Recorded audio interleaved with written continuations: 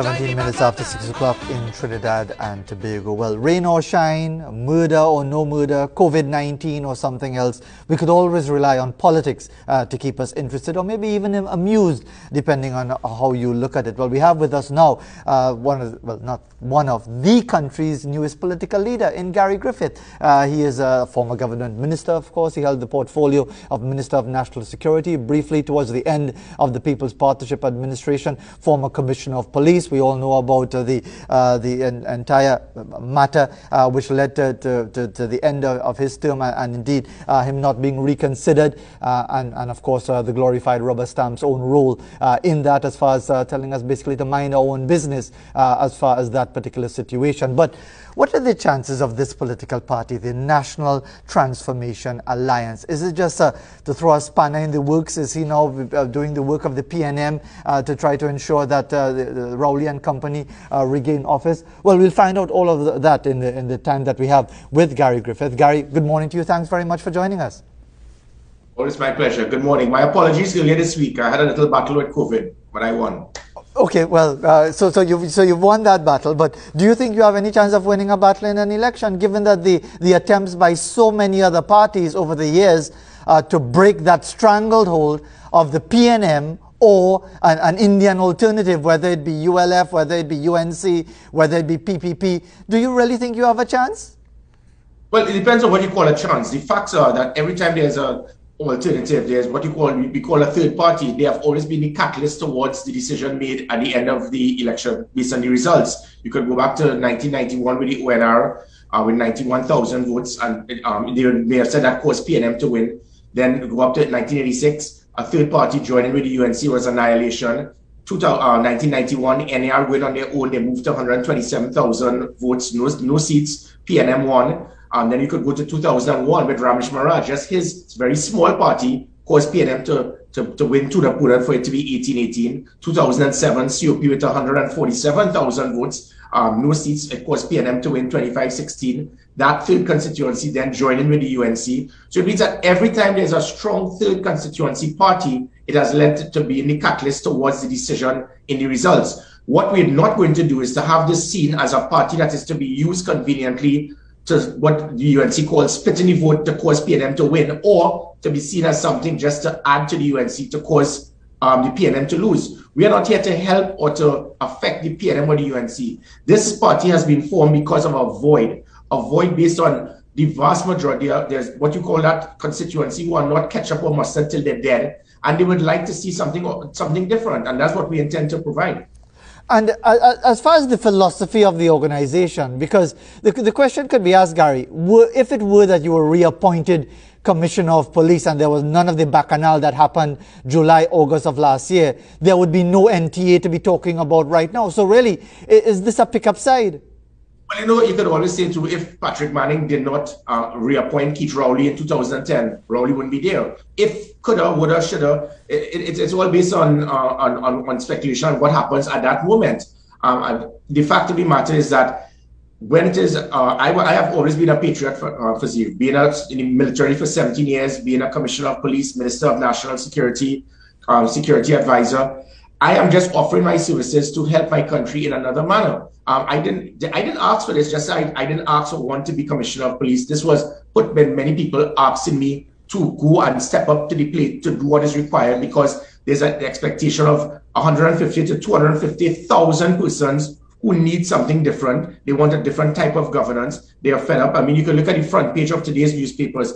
Both political parties have been the cause of this. There's one who continues to try to be hypocritical, such as the bail amendment bill. The UNC is comfortable that if people have automatic rifles, when the police hold them, they should get bail the next day to go and purchase more rifles. Then you have another party that continues to give state contracts to gangs on a continuous basis to fund them. So that is the gist of these two political parties. They are the cause of what you're seeing on the front page of today's newspapers. And national security is just one of everything we intend to do to transform Trinidad and Tobago, putting a roadmap towards proper development. Not spending our time going on a platform, rah-rah-rahing, bad talking, criticizing, character assassination of your political opponents, but showing that we have the policies, the plans, the people, the political will to do what is right.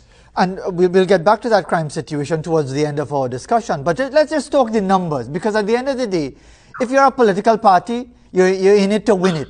So at the end of the day, how do you expect to generate that support? Because again, from following the news reports, apparently a lot of people are showing interest in the NTA. But with the greatest respect, Gary Griffith, that sounds like Philip Alexander talking about having thousands and thousands of followers for the PEP on Facebook. And when you ask him, how many actual members do you have? He can't say, not that he doesn't have good ideas or isn't highlighting a lot of the real issues in Trinidad and Tobago, but he just isn't getting the support that will allow them to come out and vote for the orange. So therefore, thousands or tens of thousands or even millions following the NTA and registering and whatever doesn't really mean anything unless they come out to vote. I agree with you 100%. So let's not compare the PEP with the NTA. These two different things. I'm not here to speak about other political parties and the characters of individuals in other parties.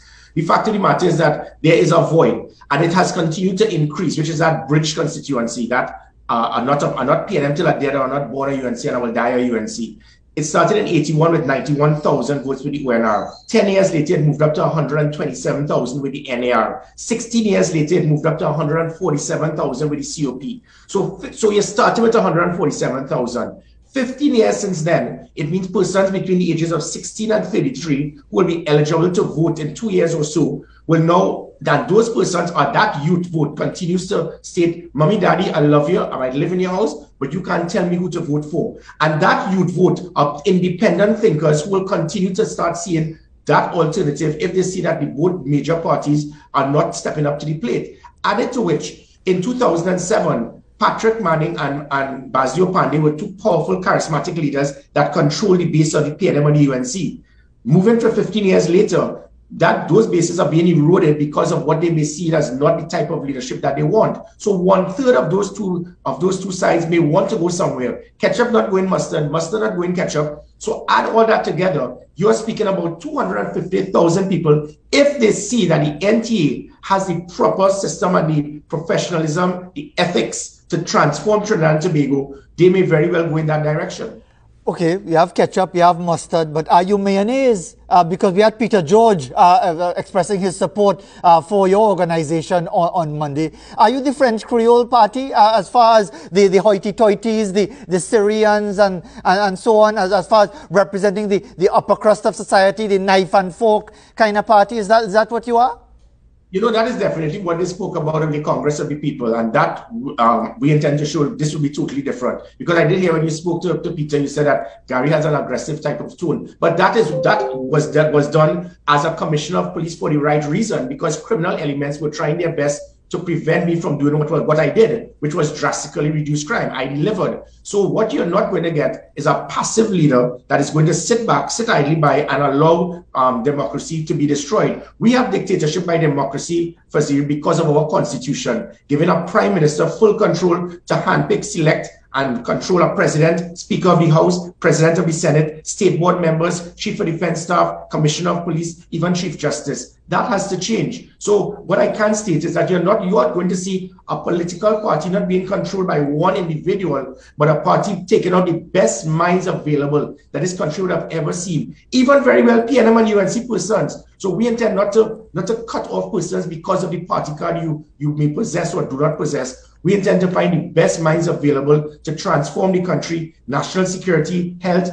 education, economy, and even sport is the first time you're going to see a political party that is going to put sport as a major ministry and not seen as a secondary ministry, because almost every minister who has been in government in the last 20 years, they've never kicked a line, and they don't understand the value of sport towards the development of a country. And let's talk about Gary Griffith, the personality. You said, well, Gary Griffith, the personality as Commissioner of Police, was someone who had to deal up front with the criminal elements and so on.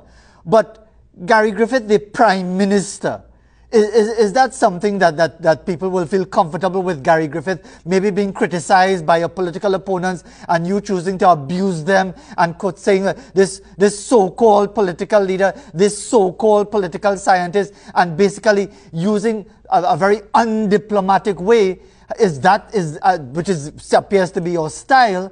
Is that what you would expect from someone who could be Prime Minister of Trinidad and Tobago? Okay, so quickly, the first thing, 89% of the country like that style. That's a fact.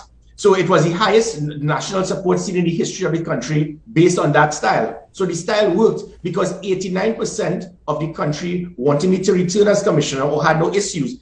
11% were concerned. But for in the same manner, is it okay that you can criticize, condemn, demonize somebody, but it is not your right to defend? Because look at the people you speak about. I could just quickly, I don't want to stray and speak about persons that are not relevant. But Fixing TNT spent 17 consecutive articles from January to August last year saying Gary Griffith must go. Since August last year, Fixing TNT has not made one statement. So to fix TNT, Kirkwaite's view was that Gary Griffith must go. That is how you fix TNT. Dennis Red has written 93 consecutive articles to try to destroy Gary Griffith. So there was an orchestrated agenda by individuals. And all that I do is I bring facts, I bring data, I bring figures to show that you are saying something that is incorrect. If people are thin-skinned, you can't play mass and trade powder. You can't say you want to criticize and condemn me. And then if I defend myself, then you say that Gary Griffith is being too aggressive. And let us go back now, Fazil, to Gary Griffith, the politician. When I was Minister of National Security for 2 odd years, there was never one such type of confrontation. I was embraced by the opposition because I understand my leadership skill allows me to know when you're commissioner of police, you have to stand firm, you have to fight, you have to be aggressive, because criminals, they were controlling the country, just as they were doing now. So I had to be very aggressive to peg back criminals, not those with sagging pants, but those with shirt and tie, who sometimes control certain individuals to say and do what is required, because they did not want laws to change. They did not want gangs to stop getting state contracts. So they did not want certain aspects of white-collar crime, even within the police service, to stop. So I stepped on big toes, and because of that, I had to defend myself and defend my justification for transforming the police service that turned it around. This was the most disliked public sector organization in the country. And by the time I left, it was the most trusted. And now again, this is the most probably not trusted as much as it was. So I am doing what is required for you. The fact is that I know how to change my personality and my style based on the position that I hold. Just go back to when I was Minister of National Security. For 2 years, there was not one concern about such accusations. They're mixing me up with Keith Rowley's character and personality.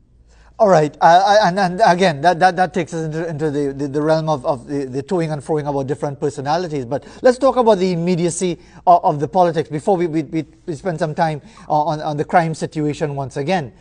Because there's a local government elections coming up sometime this year, unless the PNM decides to ignore it, which they've done previously under the same Patrick Manning, which I mentioned, who I mentioned earlier about his sanitizing of gang leaders by calling them community leaders. The PNM ignored the due date for elections for a number of years under his administration.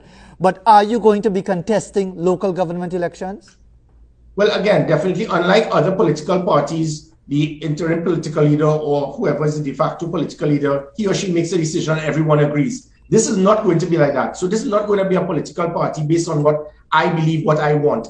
There's going to be an executive. We're going to have as well a committee with some of, as I said, some of the best minds that the country can bring in every single field to improve Trinidad and Tobago. So that the decision will be made based on these individuals. So I can't make that statement as yet. What I can state, however, is that the reason you form a political party is to take part in an election. I've seen several political parties formed, and they are no more than an activist group. They have press conferences and they walk around the savannah to protest. That is not a political party. So we intend that if we are a political party and there is an election, we obviously, I would like and expect that if you are a political party, you would participate in an election. And when will that process take place as far as the election of an executive? Well, we started registration just on Saturday. I mean, it's thousands upon thousands who have actually been applying. So unlike what persons may perceive that you have lots of people who are giving that type of support on social media, we are actually getting it documented. What is interesting is we are getting thousands of persons who are working in the public sector, who have contracts with government, and they're afraid because of that same type of dictatorship that they will be sidelined, they will be removed. You know what I'm talking about, Fazil? You had that already. So you know, sometimes when you're in the state and you become very independent and impartial, sometimes the state becomes very vindictive. Even right now, TTT has blacklisted Gary Griffith and the taxpayers are paying for it. That is what we have to endure in this country. So there are many people who want to support this, but obviously they cannot come out in the public because they're afraid of victimization. Indeed, but we know for a fact that, I mean, TDT, for whatever it's worth, sorry that the hard-working journalists have to pay the price, but it is a government mouthpiece because the political parties have no understanding what a state broadcaster is, which is why what happened at CNNG happened, because that's essentially what it's all about. But just getting to the issue of that executive elections, because you are I would assume, for want of a better term, the interim leader of the NTA, because there has been no election process. Do you have in your mind a date, a tentative time, a month's time, 2 months' time? Yeah. We're thinking about a month. We'll have the interim executive. The list is long and distinguished. It's like the West Indies cricket team, very present one, the one in the 80s. So it is a very powerful batting lineup you're going to see with the right persons to transform Trinidad and Tobago. But the executive is just one part. There's going to be a roadmap team, a team of some of the best minds and persons who have left Trinidad and Tobago. They said they're willing to come back. And when you see the list, so it's going to involve persons. And what usually happens is political parties usually make wild comments. This is how we need to transform the economy. Let's increase salaries and let's diversify to agriculture. And you do things without cost-benefit analysis. You don't ascertain whether it is that the capital you're going to invest is going to be enough. It's going to be that you're going to get back any returns in the near future. Then you have a present government that for 7 years, they have tried to, the only way that they found any option for income is to increase taxes because of lack of foresight. We intend to find the right minds to look at every single thing in Trinidad and Tobago to see what needs to be done. You would be surprised, Wazir, in cabinet, tens upon tens of millions every Thursday is approved for taxpayers to pay based on a minister coming into a cabinet route with some game plan or some project, some building, and it is signed off and approved. That is not how you run a country. That is not how you run a business. And that is what we intend to transform Trinidad and Tobago. Every single cent that is spent, we need to justify it to ascertain whether you're getting value for it. And that's what we have seen in this country. You build a Karanaj police station for 50 million, it's really worth 10 million. You build a lookout for 3 million, is a couple $100,000.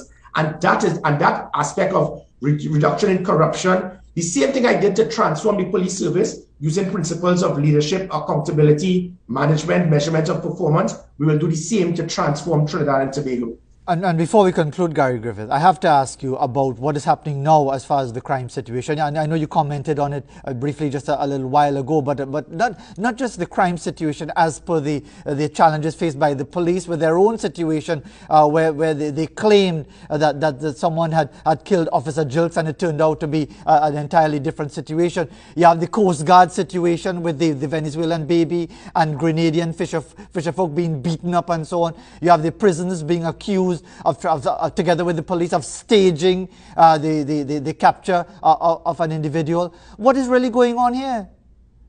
It is just a lack of leadership for zero. Unfortunately, again, let me just quickly add, I will always be a patriot to this country before a politician, because sometimes there are two different words. And as a patriot, I would like to see the government succeed. I would like to see the government do what is right to turn around things. Unfortunately, in the last 3 decades, in the last 30 years, every time the PNM is in government, crime goes up the following year. That is a fact. The only time it did not happen was when I was Commissioner of Police. And now, me not being there, it has gone back up again. The fact is that I am willing to do what is required. I am willing to assist the government at no cost. So the same way recently I went to Guyana. I met with the Guyanese Minister of Home Affairs and all the relevant heads of the protective services. They would like to know what it is I did to transform Trinidad and Tobago to get it so safe. With crime was number 1. By the time I left, it became number 4 behind education, health, and the economy. Now it's back to number 1. And they would like to do this. They would like to know what it is that we did. And I intend to use that as well to assist in regional integration. If we could assist them, they could assist us. And in Trinidad and Tobago, we can turn this around. The same way it is what I did to cause there to be the highest reduction in crime in 25 years. It could continue. Okay, but so let me just jump in quickly here, because I want you to respond to this, please. In the 60 seconds that we have left, the point made is that the numbers went down, not because of you, but because of COVID. Okay, good. LA, New York, Boston, Chicago, crime went up every day. It was the highest ever. Did the criminals not read the memo that COVID caused you not to murder, not to rape, not to kill? Additionally, in the first 3 months in 2020, there was no COVID and crime went down drastically. There was not one incident for Carnival. After I left, COVID was still going on, public health regulations and state of emergency, and it was the highest number of murders. So that is a lie, which is why I speak about so-called criminologists. The fact is, Fazir, it can turn around. But when you have shut down SORT, the I Support Our Service, now police cannot get vehicles, traffic congestion, the lack of technology, not use of the 999 center, the command center, the National Operations Center. If you shut down and dismantle everything that I did to ensure crime was going down, then obviously the country will pay the price now. Gary Griffith, it's a discussion that we'll have to continue, not just in terms of crime, but in terms of the politics, with your name now very much in the ring in the political arena. Thanks very much for taking the time, and good to see that you've recovered from COVID-19, which seems to be affecting almost everybody right now. But thanks very much for taking the time. My pleasure. Take care.